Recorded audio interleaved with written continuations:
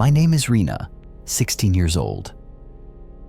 That morning, as usual, the atmosphere at our school, Harapan Bangsa High School, was lively, filled with the laughter and chatter of students. However, that tranquility was suddenly shattered by a heart-wrenching sight.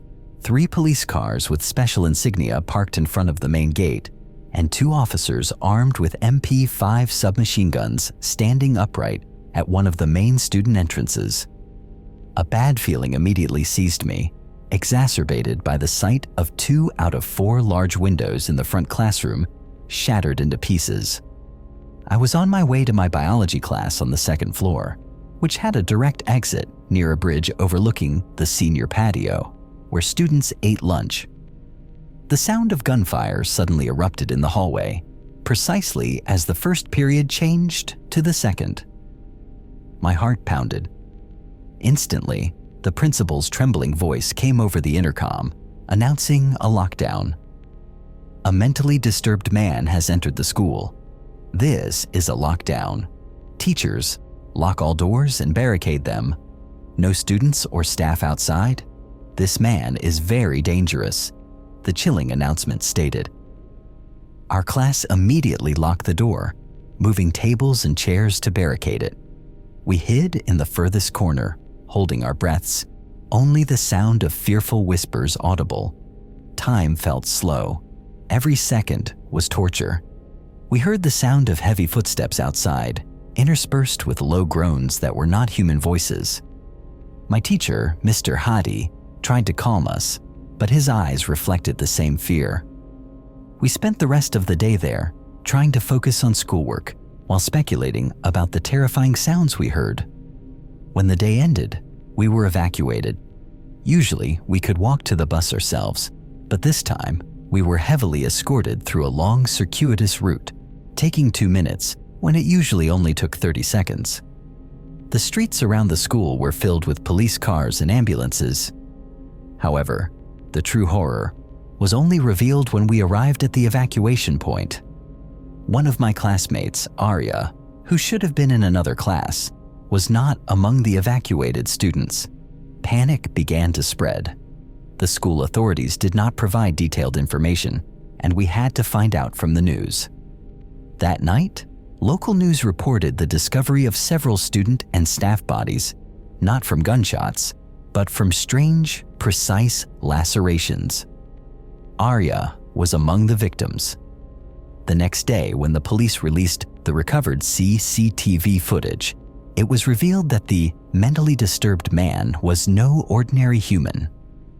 Blurry footage showed a tall, thin figure with disproportionate limbs, moving with abnormal speed and emitting strange sounds. The lacerations on the victims were extremely precise, as if done by a surgical instrument, not an ordinary knife. Most horrifyingly, the last recording showed the figure disappearing through a wall in the corridor, leaving behind a trail of thick black fluid that rapidly evaporated.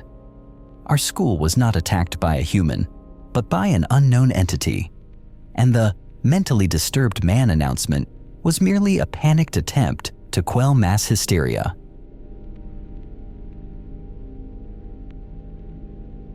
My name is BUDI, 15 years old. That day, I was in history class in our middle school, known for its long 2-story hallways that made any sound echo terrifyingly. When lunchtime arrived, thousands of students, over 2,000, filled the corridors, jostling to reach the cafeteria or other eating areas. Suddenly, a lockdown announcement blared over the intercom, followed by the emphasis, "This is not a drill." Panic immediately ensued. Students scattered, seeking shelter, and teachers tried to direct us back to the nearest classrooms. My class managed to lock the door and barricade it with tables and chairs. We all hid under the desks, holding our breaths, ears strained to listen for any sound from outside. The suffocating silence was only broken by whispers and suppressed sobs. We heard the sound of approaching footsteps, not ordinary human footsteps, but a dragging, heavy sound, as if something large was being dragged. The sound stopped right in front of our classroom door. A soft knock, Then a long scratching sound on the wooden door sent shivers down our spines. My teacher, Ms. Tina, gestured for us to remain silent. The scratching continued, growing louder, accompanied by a low hissing sound that made the air in the room feel cold. We remained still for almost an hour, feeling that terrifying presence outside. Then, the footsteps moved away and silence returned. After some time, the lockdown was lifted and we were allowed to leave. The school authorities provided no explanation and we had to find out from the news. News reported that the lockdown was triggered by a threat posted on Snapchat by a student who uploaded a photo of himself cleaning a weapon with a threatening caption. However, something strange happened when we left the classroom. In the corridor, right in front of our classroom door, there was a long, deep scratch mark on the floor, as if something heavy and sharp had been dragged. Even stranger, next to the scratch, there were unusual footprints, three-toed with sharp claws and much larger than human feet. Most shockingly, a special needs student who should have been in a separate area was reported missing during the lockdown, and no one realized it until everyone was about to go home. When the police investigated, they found that the student was not missing, but was found unconscious inside the school's ventilation system, with scratches identical to those on the corridor floor. And around him were remnants of thick black fur that did not belong to any known animal. The Snapchat threat was merely a diversion, while something else, something primitive and savage, roamed our school hallways. My name is Andy, 17 years old. That afternoon, I should have been home. I was one of the few students who stayed for drama practice after school. Around 4:30 p.m., as we were rehearsing the final scene in the auditorium, the lockdown alarm suddenly blared. This was strange, as lockdowns usually occurred during main school hours. The principal announced over the intercom that there were reports of a stranger seen roaming the school grounds, and everyone was asked to immediately seek shelter. We, about 15 students and 2 supervising teachers, immediately ran to the nearest teacher's lounge, locked the door, and barricaded it. The room was cramped, filled with stacks of books and desks.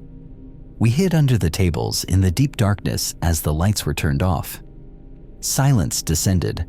Only the sound of our breathing was audible. There were no gunshots or screams, just a chilling silence outside. After about half an hour, we heard a faint knocking sound on the outside window of the teacher's lounge. The window faced the school's back garden. The knocking continued, growing faster, as if branches were rubbing. However, the sound was too rhythmic for branches. One of the teachers, Ms. Santi, peeked through a gap in the curtain. Her face turned pale. She gestured for us not to move or make a sound. We heard a creaking sound, like rusty hinges, and then a sound like something heavy being dragged on the ground, right outside the window. Time passed. Every minute felt like an hour. The dragging sound continued, moving in circles around our room. We knew it wasn't human. The sound was too heavy, too irregular. Finally, after almost 2 hours, the sound of police sirens echoed from a distance, and the dragging sound disappeared. The lockdown was lifted. We emerged from the room, trembling, greeted by police officers who checked every corner of the school.